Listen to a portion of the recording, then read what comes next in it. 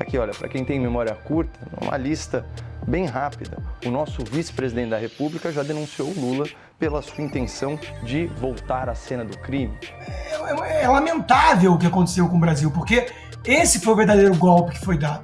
Então, quando eu leio o editorial do Estadão, por exemplo, falando que foi o dia da infâmia, o Lula ao lado de ditadores e tudo, eu fico com raiva do Estadão, não do Lula. Então, de novo, né, a minha revolta se volta contra esses que foram cúmplices do golpe que foi dado pelo consórcio PT-STF. Todos esses que fingiram acreditar, como a Globo, por exemplo, nesses debates, que o Lula não devia nada à justiça e que era alguém que estava apontando o dedo para coisas prometedoras do governo Bolsonaro. Um governo que ficou 4 anos sem escândalo de corrupção. Sejam bem-vindos, o meu nome é Bruno, deixe o seu like e inscreva-se no canal.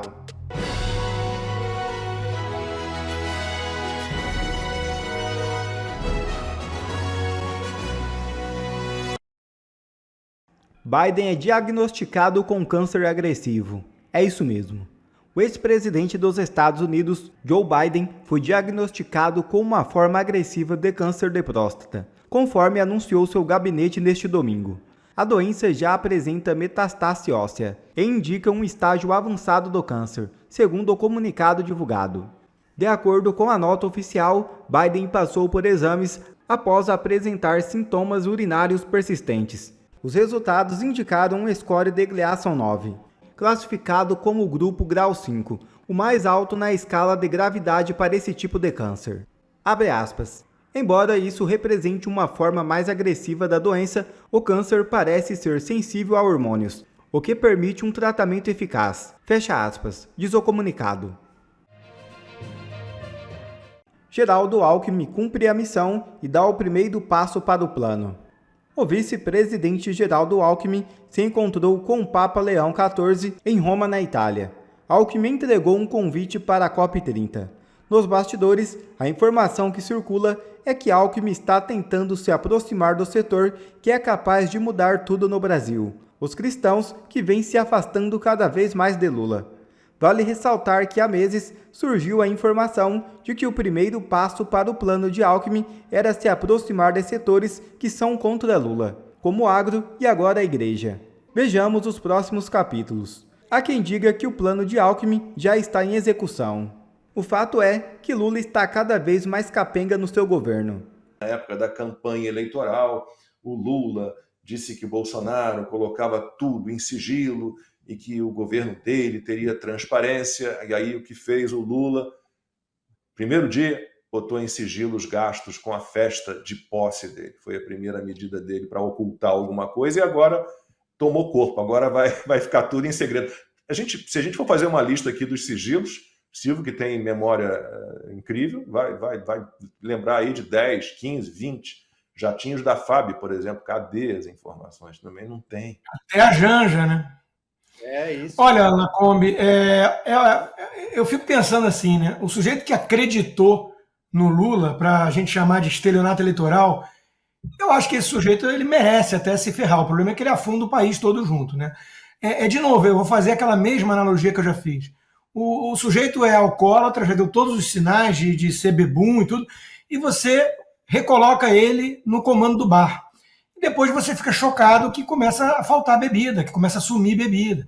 Então, de novo, né, o Lula não é reincidente, ele nunca deixou de ser esse sujeito que fica bajulando ditadores, que usa o Estado hipertrofiado para alimentar a sua quadrilha e os seus comparsas. Não tem um projeto de nação, tem um projeto de poder, totalitário, aliás, né? E isso sim é o orçamento secreto, né? Durante a campanha também, a mídia forçava a mão para chamar de orçamento secreto. O que o Bolsonaro estava tentando fazer no governo dele era delegar mais autonomia ao Congresso. E ele era chamado ali de liderar um orçamento secreto pior do que o mensalão. Agora o Lula faz isso com vários outros gastos, inclusive as emendas parlamentares, e a imprensa acha de alguma forma normal, né? Então, de novo, eu não consigo achar que nós estamos diante de um estelionato eleitoral. Eu acho que nós estamos diante de muita gente hipócrita e sonsa que fingiu acreditar num Lula democrata e transparente. Ele nunca foi isso. Basta olhar os governos dele anteriores. Então, é muito triste ver o que está acontecendo com o Brasil, porque aqueles que denunciavam que o ladrão queria voltar à cena do crime foram aqueles que deram a mão ao ladrão e subiram junto a rampa, e hoje um deles é vice. Então, é lamentável o que aconteceu com o Brasil, porque esse foi o verdadeiro golpe que foi dado. Então, quando eu leio o editorial do Estadão, por exemplo, falando que foi o dia da infâmia, o Lula ao lado de ditadores e tudo, eu fico com raiva do Estadão, não do Lula. O Lula bajula ditadores há 40 anos. Ele não mudou. Agora, o Estadão é um jornal tucano hipócrita, que ajudou o ladrão a voltar à cena do crime, para bajular ditadores, para jogar o Brasil no eixo do mal, porque fingia que o Lula era um democrata. Então, de novo, né, a minha revolta se volta contra esses que foram cúmplices do golpe que foi dado pelo consórcio PT-STF. Todos esses que fingiram acreditar, como a Globo, por exemplo, nesses debates, que o Lula não devia nada à justiça e que era alguém que estava apontando o dedo para coisas comprometedoras do governo Bolsonaro. Um governo que ficou 4 anos sem escândalo de corrupção. Tiveram que inventar leite moça para militar, vacina que não foi comprada, inventaram. Até importunar a baleia, inventaram. Então, de novo, quem da elite não sabia o que estava fazendo? Quem? É isso que a gente tem que fazer. Chamar na chincha, cobrar do Armínio Fraga, da Helena Landau, do Pécio Arida, do Pedro Malan, do João Amoedo, desse pessoal todo que eu vou sempre lembrar do nome e sobrenome, aqui com vocês. Não, e Ana, fico pensando aqui, acho que foi domingo passado a gente falou disso, né? Ou retrasado, não me lembro agora, mas a gente teve o Ministério do Trabalho, do Luiz Marinho, ele aumentou em 5 vezes os repasses, né, para ONGs. E, por coincidência, a ONG que mais recebeu dinheiro do Ministério do Trabalho foi uma ligada ao Sindicato dos Metalúrgicos do ABC, né, do qual vem o Luiz Marinho. Então, você primeiro surge essa notícia, meu Deus, aumentou 5 vezes o repasse para ONGs, quase 200 milhões de reais. Aí, na semana seguinte, sigilo. Estranho, né? Não, e teve sigilo agora também a própria lista dos passageiros, da lista que foi para Roma, se eu não me engano, é isso, Silvio? Sigilo também, não pode falar quem usou o nosso dinheiro para viajar no avião presidencial. Então, agora, para mim, eu sigo na discussão sobre tudo isso, todas essas restrições, informações. Quem não gosta de investigação, quem não gosta de transparência, quem não gosta de CPI, CPMI, é porque tem o que esconder. É a mesma história do 8 de janeiro, com as imagens do Flávio Dino como ministro da Justiça. Mas se foi um golpe, se iam sair matando, degolando, sequestrando todo mundo, e aí iam implodir a República, onde estão as imagens do 8 de janeiro? Simples assim. É aquela analogia que você faz muito bem, Lacombe. Assaltaram a minha casa. No outro dia, a primeira coisa que você fez foi entregar todas as imagens dos circuitos das câmeras para a polícia. Então, é a mesma coisa. Esse governo não tem transparência e quando é chamado, como foi chamado agora, para prestar esclarecimentos sobre o que estão fazendo com o nosso dinheiro, inventam uma narrativa que está basicamente chamando a gente de idiota. Olha, eu vou inventar aqui uma narrativa tão absurda e eu vou continuar falando aqui no microfone aquela história, né, do Goebbels. Repetir uma mentira na esperança até que ela vire verdade. Esse governo não tem transparência, nunca teve. Agora, esse é o ponto fundamental que eu enfatizo junto com o Constantino. Não foi por falta de aviso, porque o DNA petista é esse. É de roubar, é de meter a mão, é de corrupção. Ai, nossa, estamos surpresos com o quê? Todos nós falamos isso, inclusive teve muita gente que não gostava do Bolsonaro, que votou no Bolsonaro porque disse: eu sei o que tem do outro lado. Não era Bolsonaro versus um outro, uma terceira via que nunca esteve no poder no Brasil. Era o Bolsonaro contra a volta à cena do crime, by Geraldo Alckmin. Então, sinceramente, o que fazer? Como ter esperança num país que você erra, você vota, tira um, alternância de poder. Os americanos adoram isso. Ah, não deu certo, acostumou no poder, troca, coloca o outro. Mas no caso do Brasil, não foi tirar um governo extremamente técnico para colocar uma terceira via. Vamos tentar isso aqui. Foi tirar um governo extremamente técnico, com alguns erros ali, até de primeiro mandato. O próprio Donald Trump teve erros de primeiro mandato, que agora estão sendo corrigidos, só agora, e colocar o quê? O bando de ladrão de novo, amigo de ditador, corrupto, chefe de quadrilha, e que nós somos proibidos, inclusive, de falar isso? Tudo bem, Coppola? O governo Trump sugere que a gestão Lula melhore. Em quê? Melhore o combate à corrupção e atue para reduzir o câmbio, além das questões relacionadas ao combate ao crime. Como o Brasil deveria agir diante desse cenário? É para seguir a dica do Trump? Olá, Basílio. Olá, doutor Zé Eduardo. Saudações à nossa audiência. Olha, não é de hoje que a corrupção nos governos petistas causa espanto aos americanos. O ex-presidente dos Estados Unidos, o Barack Obama, que é um queridinho da esquerda brasileira, ele registrou lá no seu livro de memórias algumas breves considerações sobre o senhor Lula da Silva. Ele disse o seguinte: constava que tinha os escrúpulos de um chefão do crime e circulavam boatos de favorecimento governamental, negócios por baixo do pano e propinas nas casas dos bilhões. Portanto, eu acho muito injusto criticar aqui o governo Trump por uma opinião generalizada na classe política, não apenas americana, mas também a brasileira. Aqui, olha, para quem tem memória curta, uma lista bem rápida. O nosso vice-presidente da República já denunciou o Lula pela sua intenção de voltar à cena do crime. Já a nossa ministra do Planejamento, do Orçamento, descreveu o Lula como o grande orquestrador do maior escândalo de corrupção na nossa história. E, finalmente, quando a gente vai para o ministro decano da nossa corte, ele se referiu ao governo Lula como uma cleptocracia, ou seja, um governo de ladrões. E aí a gente vai se incomodar com a crítica construtiva do enviado especial americano sobre esse tema. Ele foi perguntado, pelo que eu estou apurando aqui, o que o Brasil deveria fazer para receber mais investimentos dos Estados Unidos. E a sua resposta foi muito clara, ela foi muito objetiva. Combater aí os 3 Cs: o risco cambial, o crime e a corrupção. Então, começando aqui de trás para frente, com o primeiro C.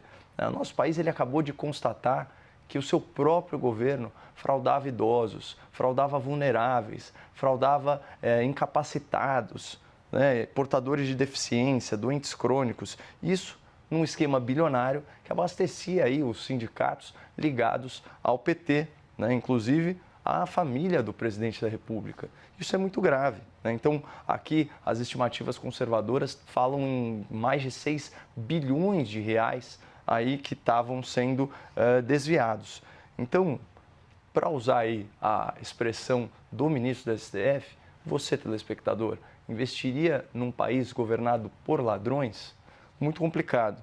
O próximo ponto é o crime organizado, é o segundo C, né? E como ele disse, fazendo a comparação com o México, o narcoterrorismo ele opera livremente pelas nossas fronteiras. E é pior que isso, porque o nosso judiciário, além de soltar grandes traficantes, né, ele ainda impede a polícia de atuar de forma decisiva contra essas facções. A gente sabe que o ministro da Justiça foi flagrado celebrando o fato de que metade dos presos em flagrante estavam sendo soltos nas suas respectivas audiências de custódia, né? Então, você investiria também num país em que a justiça comemora a soltura de presos e onde mais de 80% dos presos provisórios votou no governo de turno? Eu espero o meu próximo turno para falar sobre o último dos Cs, o câmbio, mas também tem coisa sobre isso. Pode falar o que você quiser, reclamar o quanto você quiser, a verdade é que o Lula é o presidente dos recordes. Nenhum outro presidente na história do Brasil bateu tantos recordes quanto o Lula está batendo. E hoje, mais um foi acrescentado a essa lista. Mas antes de chegar ao recorde de hoje, vamos fazer uma breve recapitulação dos recordes do Lula. Então eu preparei uma listinha aqui, esses são apenas os recordes que eu lembrei de cabeça, assim, em alguns minutos, tá? Lula tem o recorde de mortes por dengue, o recorde de queimada no Brasil, né, destruindo o nosso meio ambiente, o recorde de rombo em estatais, o recorde de maior fila do INSS, o recorde de números de escândalo de corrupção em apenas 2 anos e meio, recorde de feminicídio, isso mesmo, o governo que veio para salvar as mulheres, o recorde de aumento do dólar e desvalorização do real, recorde em desaprovação. Assim, ninguém bate essa. Essa realmente vai ficar ali por muito tempo. Recorde em rombo fiscal, recorde em aumento de impostos, recorde em gafes internacionais, recorde em fugas de presídios de segurança máxima, recorde de repasse de dinheiro público na Lei Rouanet para os lacradores, aqueles que pediam para salvar o meio ambiente, hoje estão em silêncio. Recorde de mortes de Yanomamis, a população indígena que o governo disse que veio para salvar. Recorde de fugas de investimento. Recorde de dias viajando. Recorde de aumento da dívida pública. Recorde de empresas pedindo falência. Recorde de decretos sigilosos. E agora, vamos chegar ao recorde que o Lula acabou de somar. E não estão todos os recordes aqui, tá? Eu apenas escrevi aqueles que eu lembro assim de cabeça. Peguei a caneta e fui escrevendo. Bom, Lula trouxe mais um recorde para somar a sua lista. Por isso que eu digo, ele está batendo recorde de recordes. Inadimplência no Brasil atinge recorde de 70,29 milhões de devedores. Em abril, 43,36% dos adultos estavam negativados, um crescimento de quase 4,6% em um ano, gente. Em um ano, fique bem claro isso, não é pandemia. Nós não estamos numa pandemia. Nós temos quase metade da população adulta. Não, você tem que ouvir isso aqui é muito sério. Nós estamos chegando a quase metade da população adulta do Brasil está com o nome negativado. Essas pessoas estão endividadas. O que isso quer dizer? São pessoas que já não conseguem pagar os seus boletos, não conseguem mais fazer as compras, né, os seus alimentos. Uma matéria que eu vi recentemente é que 70% da população brasileira teve que reduzir as suas compras de alimentos durante o governo Lula. Tá? Algumas reduziram substancialmente, outras reduziram um pouco, mas a redução está em 70% da população. E agora nós temos quase metade dos adultos do Brasil, pessoas que trabalham, estão negativados. Ou seja, o que elas ganham não é o suficiente para elas sobreviverem para metade do povo brasileiro. Isso aqui, por si só, deveria ser bastante para derrubar um governo. Não vou nem falar do arroz, da picanha, a picanha, a cervejinha, não vou falar da gasolina, não. O aluguel está subindo, todo mundo sabe disso. Agora, isso aqui, cara, isso aqui é desastroso. O número de inadimplentes atingiu recorde em abril de 2025, com 70,29 milhões de brasileiros, o que equivale a 43,36% da população adulta do país. Os dados foram divulgados nesta quarta-feira, 14 de maio, pela CNDL, Confederação Nacional de Dirigentes Lojistas, e pelo SPC Brasil, Serviço de Proteção de Crédito. Em relação ao mesmo mês de 2024, houve um crescimento de 4,59% de devedores. Já de março para abril de 25, o aumento foi de... Presta atenção. Aqui, esqueci de falar, isso aqui, ó, de um mês para o outro, em um mês para o outro, esse 4,59, desculpa, esse aumento aqui, ó, 4,59, foi em um ano, levou um ano para aumentar isso. No ano de 2025, de março para abril, o aumento foi de 1% em um mês. Sabe o que isso quer dizer? Que ao longo do ano nós teremos um aumento, se continuar assim, de 12% de pessoas endividadas. Aí vai passar da metade da população do Brasil. Cara, eu sabia que esse governo ia ser ruim. Você sabia, quem me acompanha sabia. Mas nós não tínhamos noção do quão ruim ele seria. Nós sabíamos que seria destrutivo, o Brasil ia empobrecer, a miséria voltaria a reinar. Mas nós não sabíamos que ia ser dessa forma, nessa velocidade.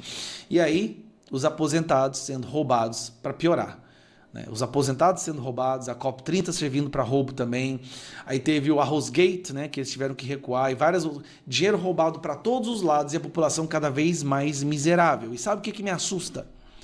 É que tem pessoas que estão sendo roubadas, tá vendo sua vida ficar mais miserável, tá vendo o carrinho não conseguir encher nem metade do que enchia antes, e ainda, isso que eu falo, sequestro ideológico, ainda falam que nas próximas eleições votariam no Lula. Eu tô falando, cara, o mal do Lula não é o roubo, não é a destruição.